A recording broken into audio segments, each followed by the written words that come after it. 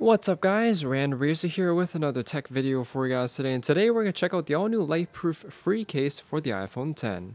So of course, without further ado, let's slice this open, slap it on the iPhone, test it out, and give us my quick in-depth review. Even though the iPhone X is water resistant, keep in mind it's water resistant, not waterproof. In other words, the phone can handle snow, rain, maybe a quick drop in the puddle. But in short, if you plan on taking your iPhone X for a swim or something, you definitely want a waterproof case. In addition, for those of you who didn't know, even Apple states that the water resistance of the iPhone X decreases every time it gets wet. So the built-in water resistance of the iPhone X is certainly more of an emergency feature rather than something to be used all the time. So if you plan on taking your phone into some sort of wet condition, you still want to consider a waterproof case, and what better case for that than the Lifeproof free case. We have two different colors here. This one here is a black/green model, and another color for my lady viewers out there, a pink/turquoise model.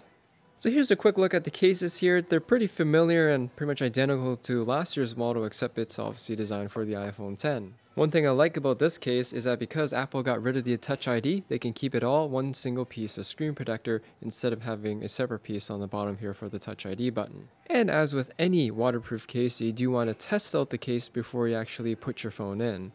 One nice thing about a waterproof case is that not only it's waterproof, but because it seals your phone from the environment, it's also dirt-proof, snow-proof, and of course drop-proof. So after you're done testing your case to ensure that it is fully sealed, just pop the back plate off, place your phone on the screen section first, put the back plate back on, and snap it all back into place. So taking a quick overview of this case and what it has to offer, starting off with the front here. As with the previous generation Lifeproof cases, there is a built-in screen protector. And as I mentioned earlier, because there's no Touch ID button on the bottom here, it is one complete sheet of polycarbonate screen protector. Now one thing I always get asked about is how is the sound coming through this plastic here, which you can see on the earpiece. The screen protector also covers that. In short, the sound is going to be muffled because you have a piece of plastic on the top here that covers the earpiece. Now it is a thin layer of plastic, so sound is going to come through, but again, you may have to crank up the volume more than usual in order to hear the person a little bit more clearly. In terms of whether the screen protector affects the quality of the display, because there's like a slight matte or anti-glare finish to the screen protector, there is a slight bit of screen degradation. So for those of you who ever used an anti-glare screen protector before, it's going to be a similar experience, but just not as bad. And the best way I could describe it is it's kind of like a slight pixelated effect on the screen. I'm using the white here because it best shows that. But you know, like on the home screen or something, you're not going to notice it. If you're watching movies, you're not going to notice it. But there is a little slight pixelated effect that is on the screen. Now I don't want to make it sound like it's unusable. I just want to say that yes, there is a slight effect. Now thanks to that slight matte finish on the screen, there's no oily effect or watermarking. Continuing on, we have the Lifeproof logo engraved on the sides, cover for the power button, cover for your volume rockers, as well as a cover for the vibrate and ringer switch.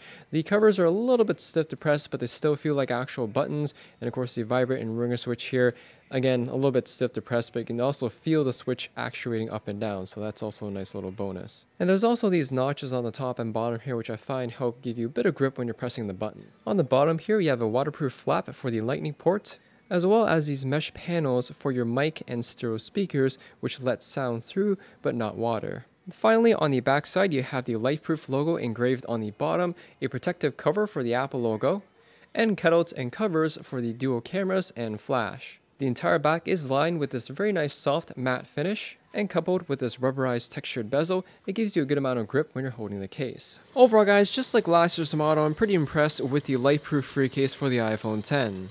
I do like how Lifeproof maintained the theme and form factor of last year's model without really changing a whole lot other than making it fit for the iPhone X. In regards to waterproof specs, the Lifeproof case can be submerged up to 2 meters for 1 hour. So if you want this case for emergency purposes, those specs are more than enough for rain, sleet, snow, dropped in the puddle, or a shallow swim.